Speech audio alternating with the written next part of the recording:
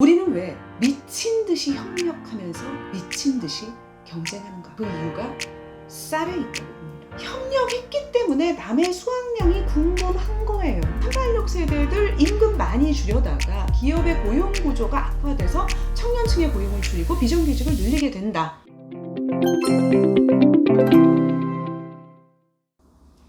안녕하세요. 언니가 읽어봤어. 박언니 박예스더입니다. 오늘의 책 쌀 재난 국가 1월에 출간이 됐는데 이 책이 좀 낯설게 느껴지신다면 이 책은 좀 익숙하실 수 있어요. 불평등의 세대, 이른바 386 세대와 청년 세대의 구조적 불평등을 해부한 책이죠. 결과적으로 386 세대의 이기심을 꼬집은 책으로 사회적 관심을 불러일으켰습니다. 이 책의 저자 이철승 교수가 이 불평등 시리즈 3부작의 첫 번째 책이고 두 번째 책으로 내놓은 겁니다. 자, 이 쌀 재난 국가 이 세 가지가 서로 관련돼 있다는 거겠죠. 그 관련성을 통해서 한국 사회의 불평등을 해부해 보고자 하는 것입니다.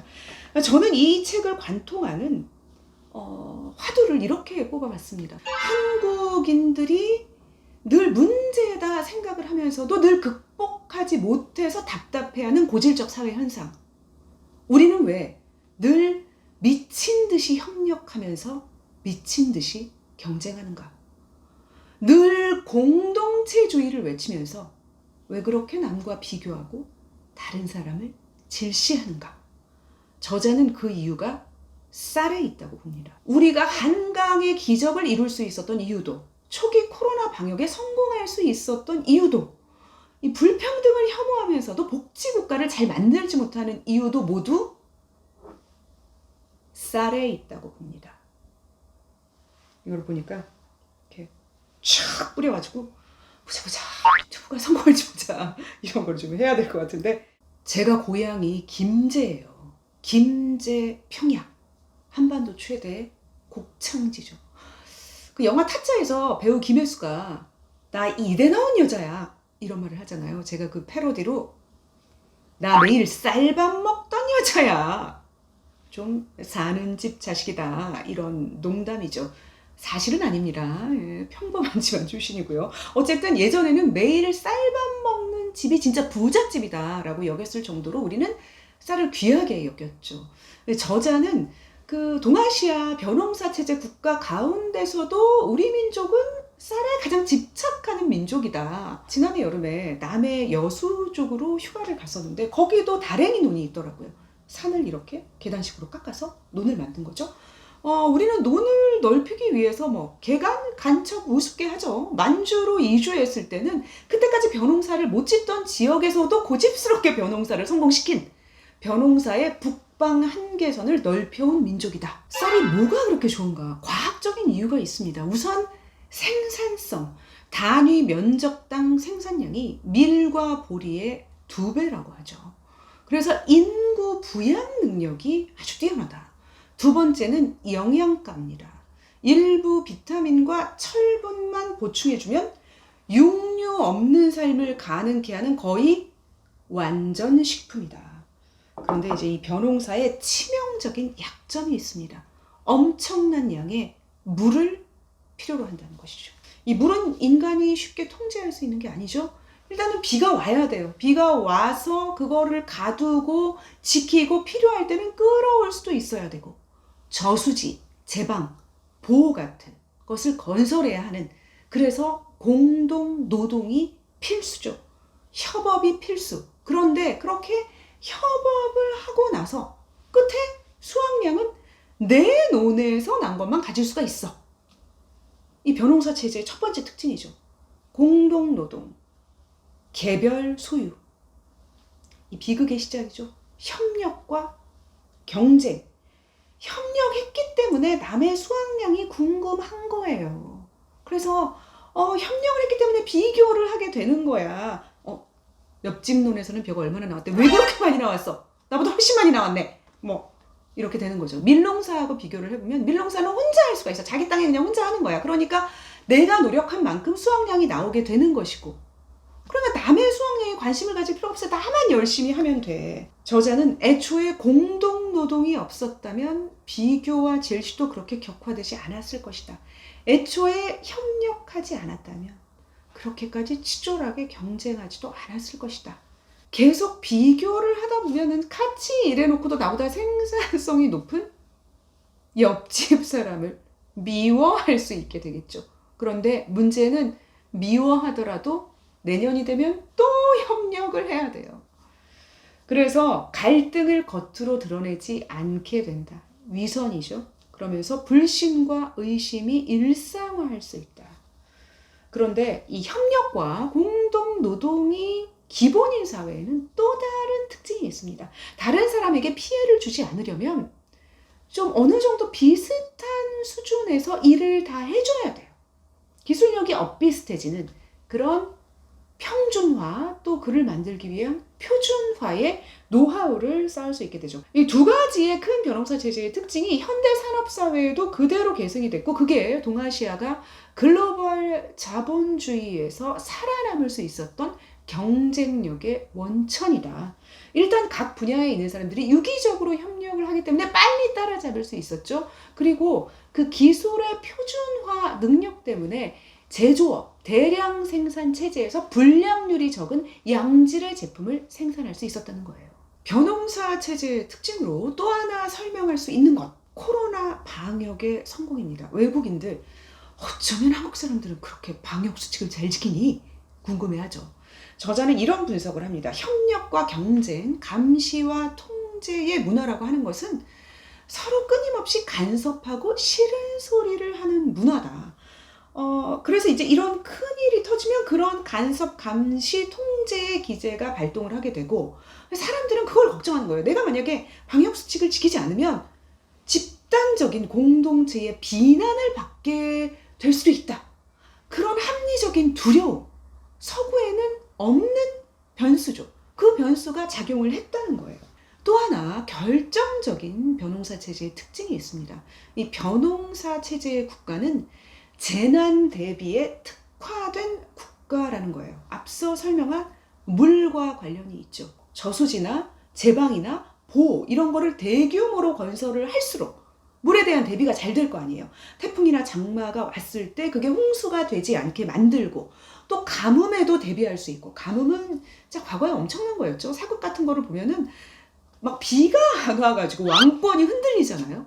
국가적 차원에서 기후제를 지내고 재난에 대비를 해야 되는 필요성 때문에 이 벼농사 체제 국가에서는 고도로 중앙 집권화된 관료제 국가가 이 밀농사의 문화보다 더 일찍 발달하게 됐다는 거예요. 그래서 이제 재난이 벌어지면 국가를 중심으로 일사불란한 중앙 집권적 지휘 체제가 발동이 되고, 사람들은 그를 충실하게 따르면서 서로 감시까지 해가면서 함께 재난을 이겨내는 전통. 우리나라의 이제 대표적인 예를 들자면 IMF 위기 때 장롱 속에 있던 애기 돌반지까지 꺼내가지고 외환 보유고를 늘렸던 금모으기 운동. 이제 또 코로나 너나 없이 마스크를 쓰는. 이 저자는 벼농사 문화와 밀농사 문화를 다각적으로 비교를 하는데, 그 이제 연구 중에 하나를 보면 벼농사 문화의 사람들은 문제가 생기면 그 문제에 적응을 하려고 노력을 하고, 밀농사 문화의 사람들은 그 상황, 문제 자체를 근본적으로 바꾸려고 노력을 한다. 이런 얘기를 해요. 이 저자가 백신에 대한 분석은 하지 않았지만, 이제 벼농사 체제 국가들이 초기 코로나 방역에는 성공을 했죠. 사람들이 그 상황에 정말로 잘 적응을 하면서 이겨냈잖아요. 그런데 이제 밀농사 문화의 사람들 정말 형편없이 적응을 했죠. 그러면서 상황 자체를 바꾸기 위한 노력, 백신을 빨리 개발을 해서 모두 백신을 맞아가지고 아예 그냥 이 상황 자체를 바꿔버리자. 그런 것도 좀 벼농사, 밀농사 문화 차이로 설명할 수 있지 않을까, 그런 생각을 해봤습니다. 마지막으로 저자의 대주제죠. 불평등. 벼농사 체제는 어떻게 불평등을 심화시키는가? 일단 벼농사 체제는 공동 노동과 비교 감시의 문화로 처음에는 불평등의 정도가 낮습니다. 그런데 문제는 인구죠. 높은 생산성, 영양가로 인한 이제 인구 부양력으로 일대에는 적당한 땅을 갖고 있었어도 이제 자식을 여러 명 낳았죠? 그러면 이제 2대에는 그 땅을 나눠줬으니까 소농이 되겠죠? 그 다음에 이제 3대가 되면 더 많은 자식을 낳아가지고 빈농이 돼버리는, 결국 빈곤화로 귀결되는 평등이다. 자, 다 못 살진 않겠죠. 누가 부를 축적할 수 있을까요? 국가가 강력하잖아요. 국가와 끈이 닿는 사람들이 물에 대한 통제력도 갖고 땅도 하사를 받으면서 더 부자가 될 수 있죠. 그래서 가문의 명운을 걸고 과거 급제하는 자식을 배출하고자 하는 그런 욕구가 지금의 이제 입시 전쟁 같은 것으로까지 내려오고 있다. 그런데 이제 밀농사 문화는 애초에 더 불평등한 상태로 출발을 하는 거잖아요. 각자 다 자기 땅에서 자기 혼자 농사 짓고 그냥 자기 혼자 수확하고. 그런데 그들은 어떻게 그거를 극복을 했는가? 재분배를 통한 복지국가를 만들었다. 그런데 벼농사 체제의 국가들은 복지국가를 잘 못 만든다. 왜 그럴까요? 여기서 다시 벼농사 체제의 첫 번째 특징인 공동노동과 개별소유, 협력과 경쟁이 등장을 합니다. 이 공동노동을 하기 때문에 평등화의 욕구가 크죠. 그런데 개별 소유를 하기 때문에 차별화의 욕구도 동시에 가지고 있습니다. 모순이죠. 평등하고 싶지만 또 남을 이기고 싶기도 한, 평등하자면서도 내 거를 나눠서 남에게 주자는 데는 쉽게 동의하지 못하는. 자, 그리고 이제 국가가 재난 대비로 특화되어 있기 때문에 평시에 재난이 없을 때는 뭐 아무 일도 안 해도 된다. 평소의 일상적인 문제는 사적으로 해결하는 전통을 갖고 있다는 거예요. 그래서 사적 재산을 축적하려 하게 되죠. 그 대표적인 게 땅, 지금으로 치면 부동산이죠. 그래서 저자는 이 복지국가를 이루기 위해서는 땅, 부동산에 대한 집착을 없애야 된다. 부동산 가격을 내려야 복지국가를 할 수 있다. 자, 그렇다면 벼농사 체제의 여러 유산들 중에서 바로 지금 우리 사회의 가장 큰 문제는 무엇인가? 뭘까요? 저자는 그것으로 연공제를 들고 있습니다.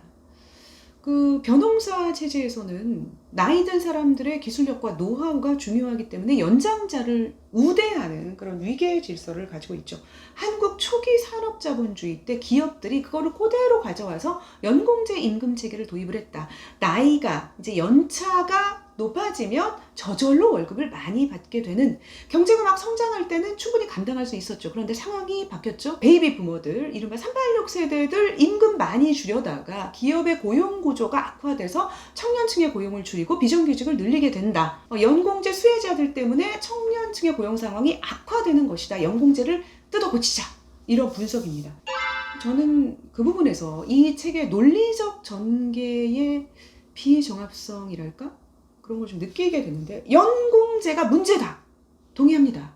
그런데 벼농사 체제에 앞서 설명한 그런 특징들로 비추어 봤을 때, 그 이제 연공제가 가장 문제적인 유산으로 도출되는 그 논리적 전개가 좀 앞뒤가 잘 안 맞는 것 같다는 생각도 드는데, 저자는 유교와 다른 차원에서 우리 사회 문화의 근원적 특성을 분석하기 위해서 이 벼농사라는 앵글을 가져온 거거든요. 그러면서 이제 공동노동과 개별 소유, 협력과 경쟁의 이 모순적인 구조, 그러니까 표준화, 평준화를 하는 능력, 재난 대비에 특화된 국가, 이런 특징들을 설명을 계속 했는데, 그런데 가장 극복해야 할 문제적인 유산은 결국 유교의 가장 대표적인 유산인 위계 구조에 근거한 것이 된 게 아닌가. 그리고 이제 또 하나, 저자는 벼농사 체제의 그 가장 큰 특징인 협력과 경쟁의 모순 구조에서 협력만을 떼어서 계승해야 할 긍정적인 유산으로 보고 있는 것 같아요. 실제로 저자가 이제 이런 얘기를 하죠. 어떻게 하면 청년 세대의 민주적, 수평적 조직 문화에 대한 욕구, 개인의 능력과 노력에 대한 공정한 보상의 욕구를 모두 만족시키면서 벼농사 체제의 긍정적 유산인 협업의 기회를 동시에 보존할 수 있을까? 연공급제의 대안으로 직무급제 임금체계를 제안을 하는데, 같은 직무를 하는 같은 팀에 있는 사람들에게는 같은 임금을 주자.